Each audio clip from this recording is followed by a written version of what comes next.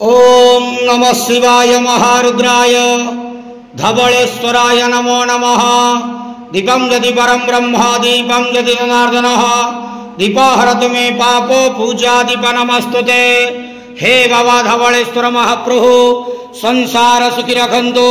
आज शुभ रविवार रे समस्त श्रद्धालु भक्त मान को आशीर्वाद करंतु, मनस्कामना पूर्ण करंतु, कर्म क्षेत्र उन्नति करंतु, ग्रहरिष्ठ खंडन करंतु, जगतर मंगल करंतु, विश्वर कल्याण करंतु, आपणकर नाम प्रकाश करंतु, सेवकर डाक श्रवण करंतु, समस्त गुआवसा भक्त मानकर मनस्कामना पूर्ण करंतु।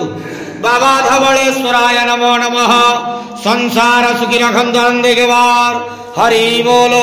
आज शुभ रविवार रे समस्त श्रद्धालु भक्त मान को आशीर्वाद करंतु अंधेवार हरि बोलो। महाप्रभु धवलेश्वराय नमो नमः। बाबा धवलेश्वराय नमो नमः।